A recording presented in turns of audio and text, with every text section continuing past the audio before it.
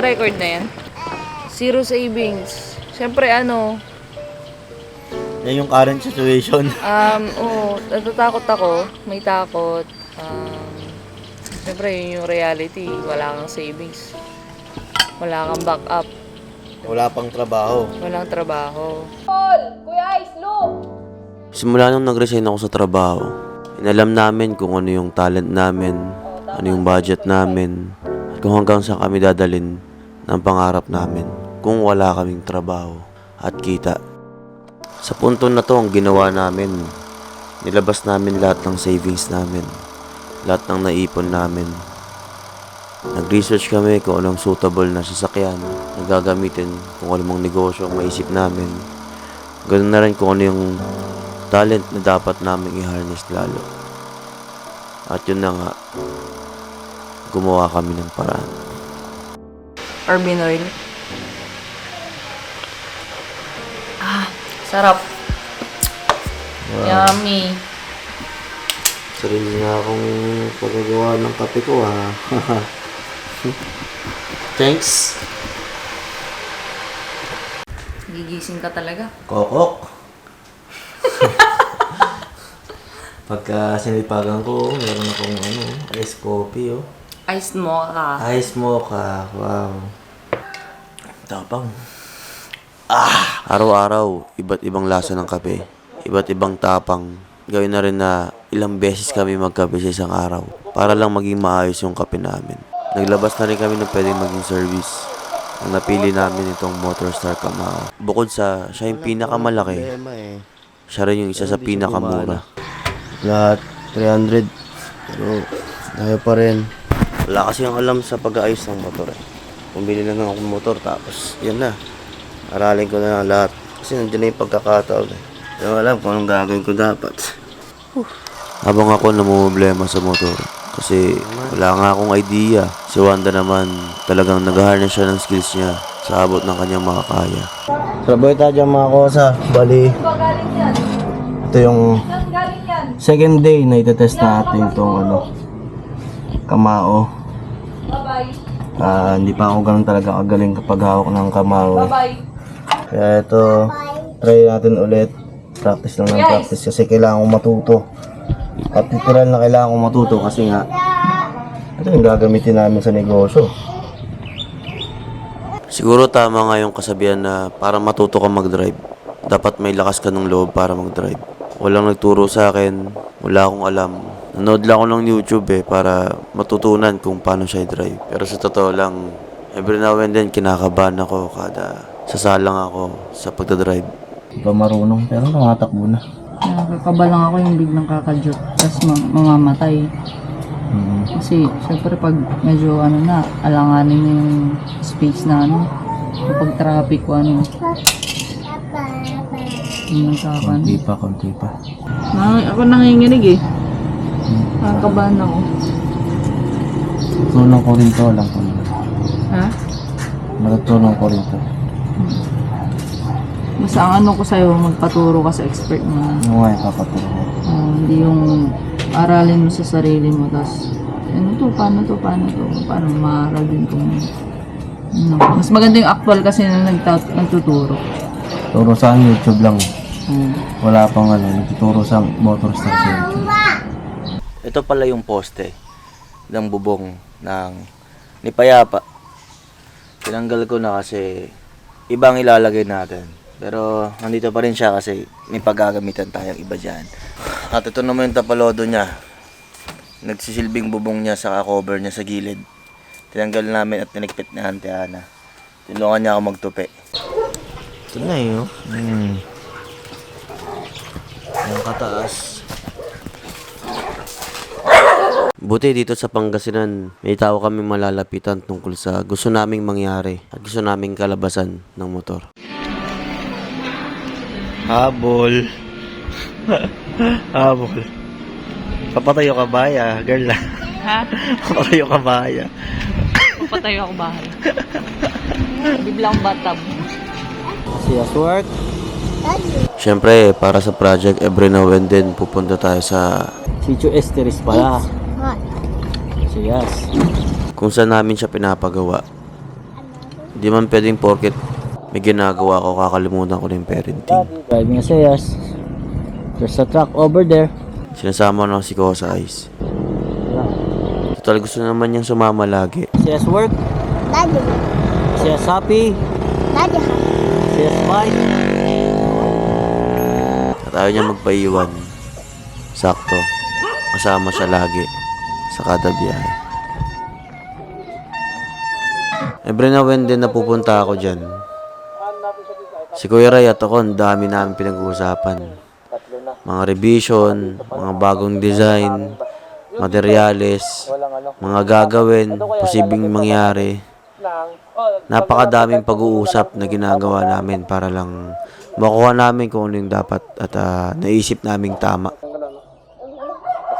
Pero minsan, usapang buhay na rin yung pinag-uusapan namin kasi parang hindi lang project dito, kundi nag-build na rin kami ng maayos na pundasyon ng komunikasyon para mas magawa namin ng maayos yung proyekto.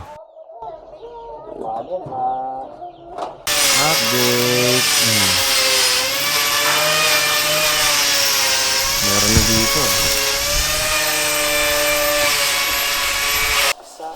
Habang ako tutok sa pagde-develop ng motor, si Wanda nakatutok dun sa pagde-develop ng recipe ng kape. Oh. Yeah. Yup. Oh. Nice. Ano sabi mo? Ang tapang pa din, no? Okay sa akin. Hindi tinipid, no? Oo. Parang yung pag nag-order tayo ng di ba gusto natin na ngayon yung iced coffee sa ibang Mm. para magising ba, pag biyahe, ganun. Sa akin okay ito. Kasi mahilig tayo sa iced mocha. Oh. Iced mocha. Ito yung cafe latte naman. Tingnan natin. Ang sarap din. Sarap. Okay lang din, no? Sakto yung timpla niya ngayon. Prince.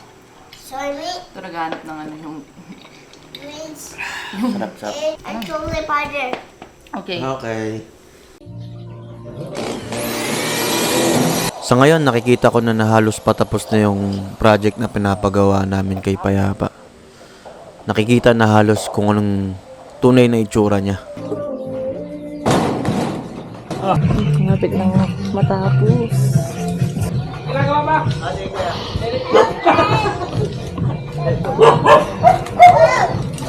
Nice. Ganda. Ba. Ito na yung paint niya. Chocolatey Hinayaan ko muna si Mahal maging mabusisi sa lahat ng bagay. Tignan niya kung effective ba o nararapat yung mga pinagawa ko. Kung sakto lang ang taas, kipot, mga butas, bintana, at kung spacious na para sa kanya. At mukhang nagustuhan naman niya. Yun yung open niya. Tapos, lalagyan ng... Balak na tukod na lang siguro daw. Apo kuya. Yun, ito na.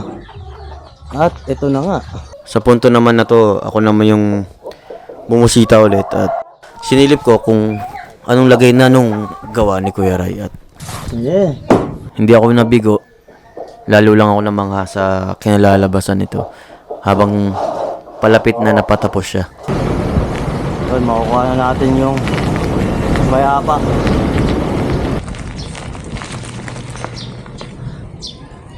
Tapos na nga.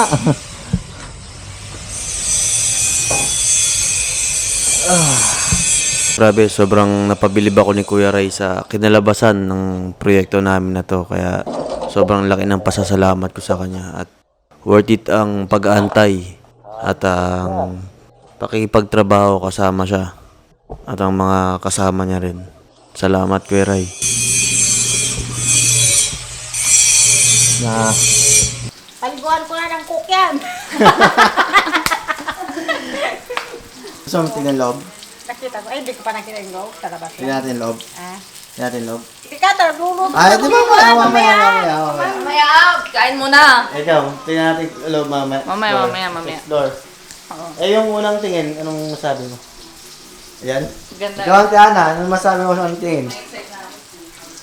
Pwede na. Pwede. Approve. Pwede ka na matulog dyan, ang dalawa. Hindi pag mag-aaway kami, dito siya sa loob. Ako ang nasa labas. Oo, di ba? Parang bahay ko po. Ito yung loob. Oh, taas di ba? Tapos yung lutuan. Diyan sa may kanan. Yan. Iba yung pagkagawa niya. Oh, syempre. Iba siya. Lagayan ng bata sa taas. Mainit siya, mainit. Oo, maganda. Maganda. Ayos. Pwede nang palayasin. Gwapo, di ba? Problema na lang, hanggang mainit. Mainit din siya sa loob. Madalas sa dagat tayo. So, kailangan ito, lalagyan ng insulation foam. Sana maging effective. Kakabit ko to ngayon. Siguro ganun talaga yung pakiramdam pag yero yung labas Para kang nasa loob ng oven. Naghanap ako ng duct tape sa mga hardware dito. Tapos ang inabot nila sa akin itong duct tape na to. Lahat ng hardware dito. Yung duct tape, yung aluminum foil yung dulo. Hindi ko alam kung effective siya dito. Pero tignan natin. Sana effective. Try natin kabit. Ang kumakapit naman. This is why I'm hot. This is why I'm hot. This is why I'm hot. This is why I'm hot. This is why I'm hot. This is why. Daddy. No, Sayas, no. No, Sayas, no.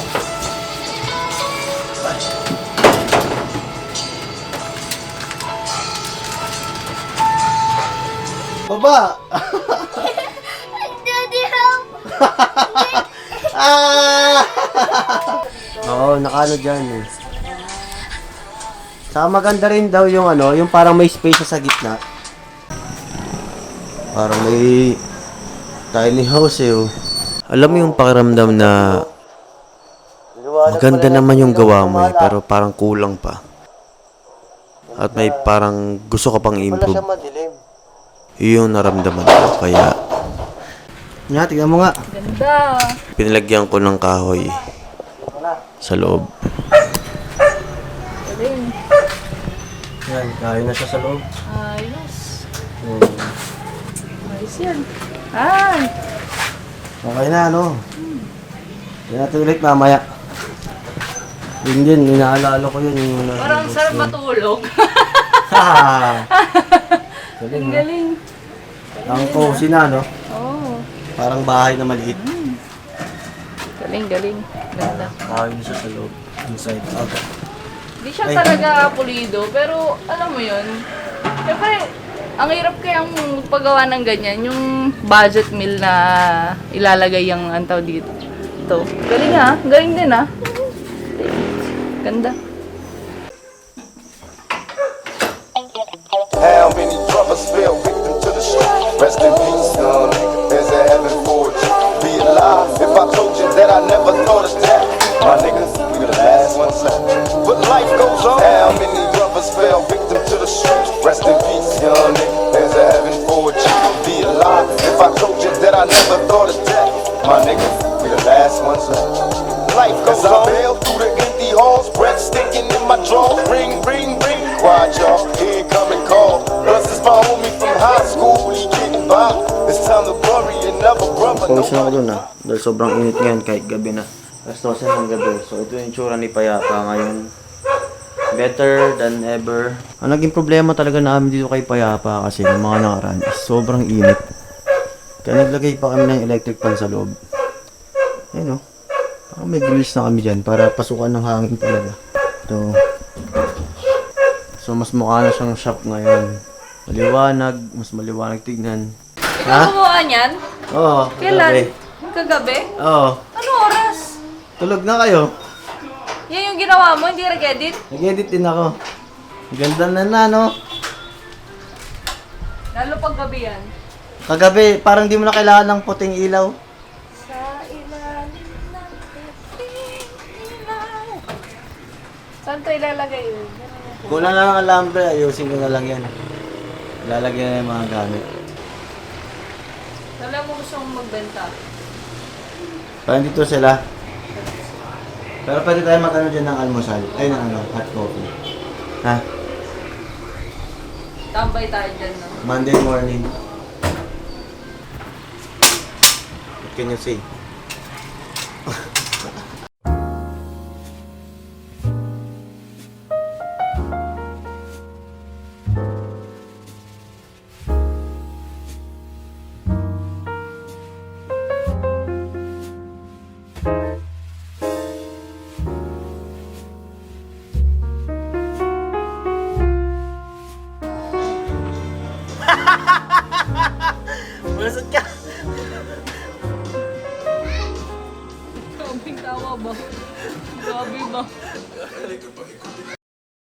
Ano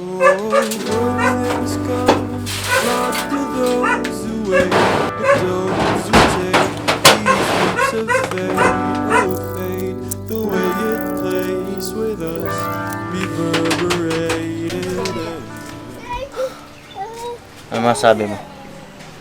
Hindi ko alam. Ano ba yun? Ayan, wow. Ayan. Wow. Galing. Ayan na yung mga gamit. Ang kulang na lang tubig. Tapos yung mga lalagyan, nandun yung mga pet bag. Ayos mo na pala dito. Oo. Ayun, tangke. Yan. Yan naman. Ayos. Ramdam mo na. Kasi dito na natin puputulin yung storya. Dito na. Nakikita na yung simula. Medyo yan. Oo. Nandito na. Tapusin natin to. Ano masabi mo lahat sa proseso? Habang proseso pala, no? Pero, Hindi ko alam. Hindi ko pa na-i-start eh. Kaya hindi ko alam kung paano ko i-start yung pagtitinda dito. Marami na nagsasabi na i-start na, maganda dito, dyan. Pero, konti-konti naman may natatapos, diba? Basta, wrestling na may nagagawa. Ano? Kaysa walang good nagagawa. activity pa rin yun sa nandito na makita. Pag nakikita na nandito na, At least, most of the time may ginagawa tayo kahit pa paano. Towards sa goal na makapagtinda. Ulit.